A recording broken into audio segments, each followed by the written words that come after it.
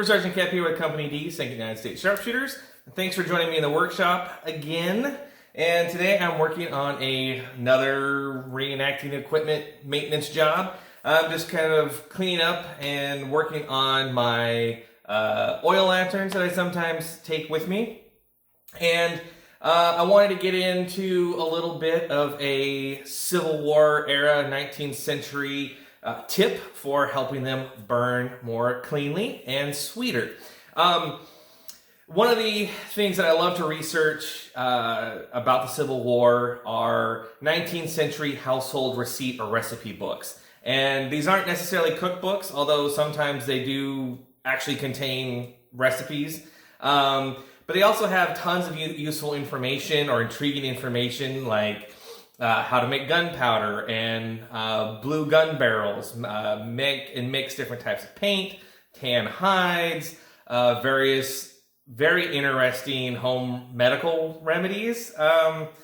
It's amazing. Some people, like anyone, survived the 19th century sometimes.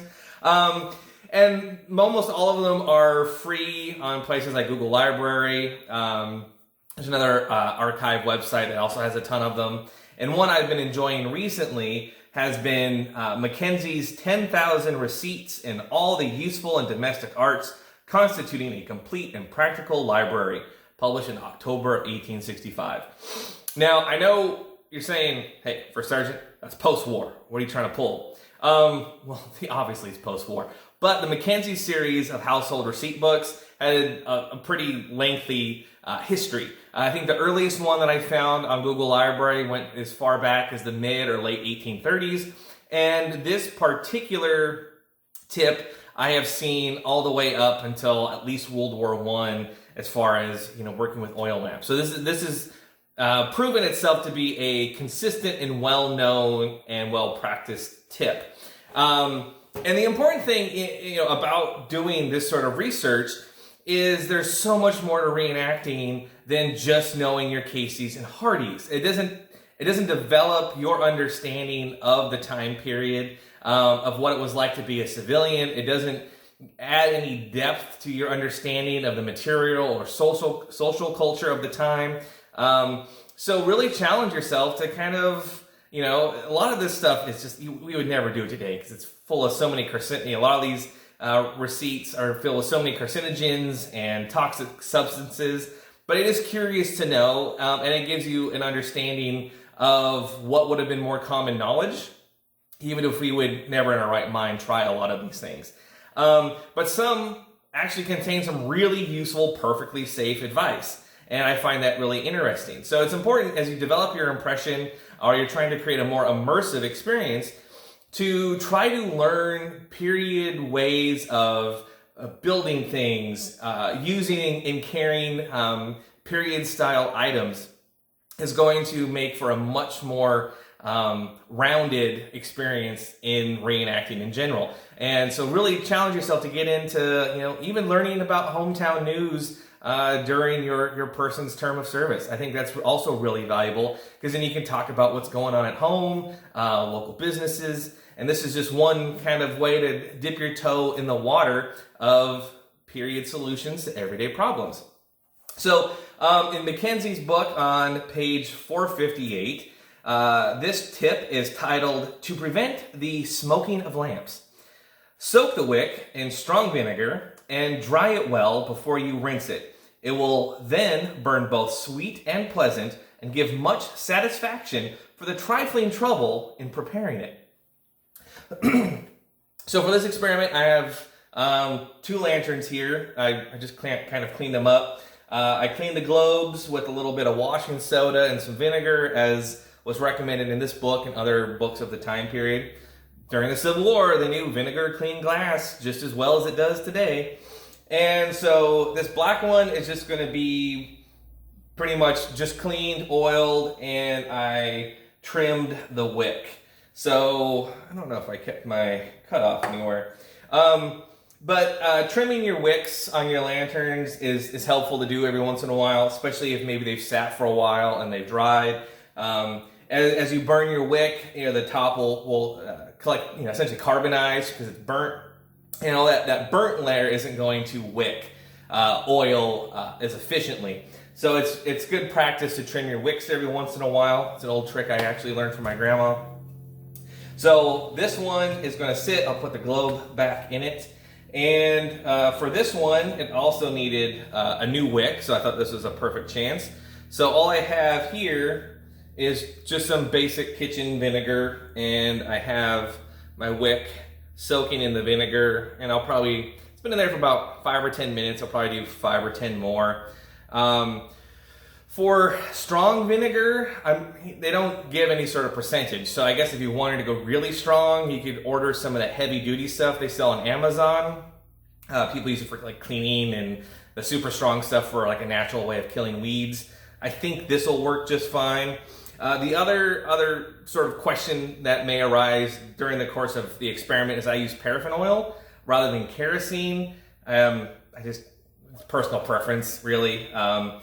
And that might play a factor. I'm sure this was sort of a cure to kind of compensate for kerosene, and probably the big variance in quality of processing and refining of lamp oils during the time. But either way, I'll be curious to see how this works out. But also too, yeah, take the time, care for your gear, clean it, make sure it's all working well, make sure your seals are still good on your lamps. If you use oil lamps, when I bivouac, I just use a candle, a portable candle lantern. If I use one at all, normally the campfire is all I need.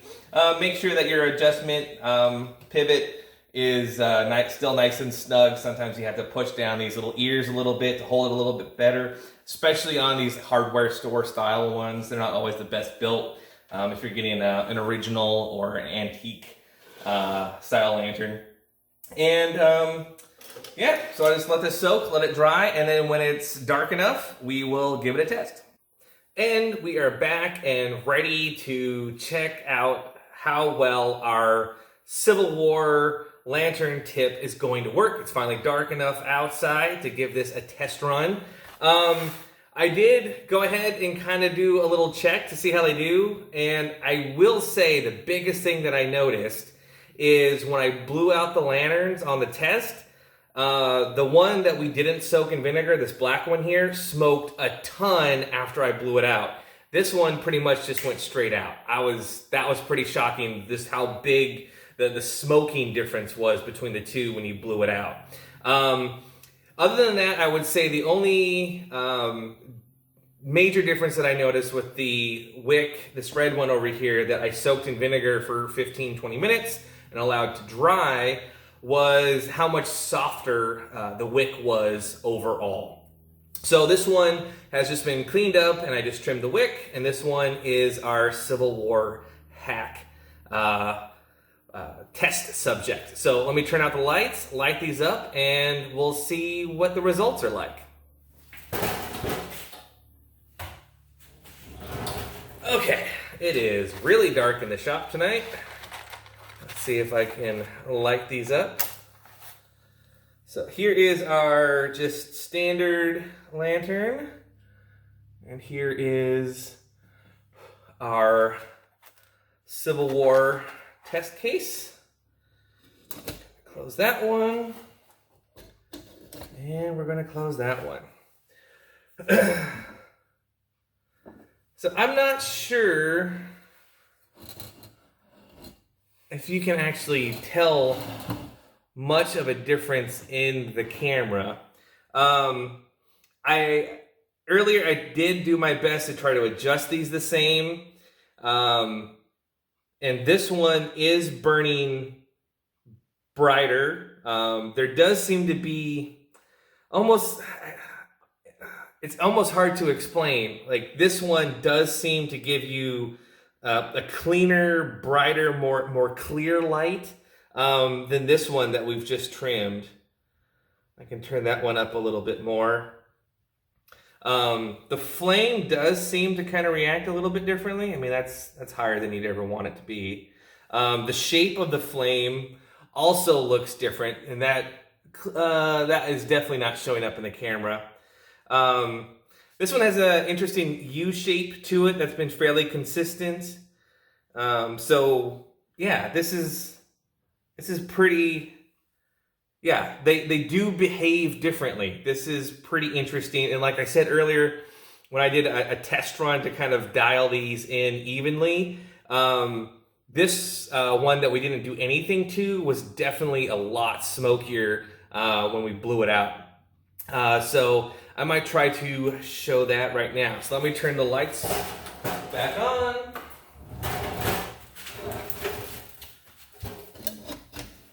Pop these up.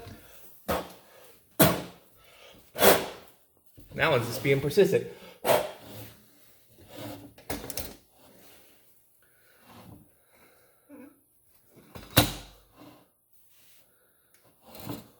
So this one blew out first. So yeah, there is a slight difference in the level of smoke. And this one is actually, I don't know if you can see, comparative wise, I just don't think that'll show up. But this one is smoking out the top much more than this one. I mean, they're always going to smoke a little bit, but that wasn't the point of the tip from the guidebook. And this is just paraffin. So paraffin is more refined than kerosene. So this would be interesting to try out if you are a regular user of kerosene in your lanterns. It may not make such a big deal in paraffin because that wasn't used really much back then. So kerosene would have been the predominant lamp oil used during the time. At the very worst, you take your time, you soak your wicks in vinegar, and maybe you don't notice much of a difference. But I would say it might become a practice that I actually stick with. I am pretty happy with the results, and sometimes it's nice when you blow the lights out for the night in the tent to not have a ton of extra smoke. If you could reduce that in your tent a little bit, that's going to be a little healthier and a little more pleasant. And it'll be interesting to see at our upcoming event what the long-term differences are going to be between these two lanterns. As always, thanks for liking, commenting, subscribing, and sharing up this video. Be sure to check us out on Facebook. We always have the link for our Facebook page down below. And if you ever have any more questions or interest, or you'd like to read more articles about Berdan sharpshooters or Civil War reenacting, be sure to check out our website at secondusss.com. We'll see you next time.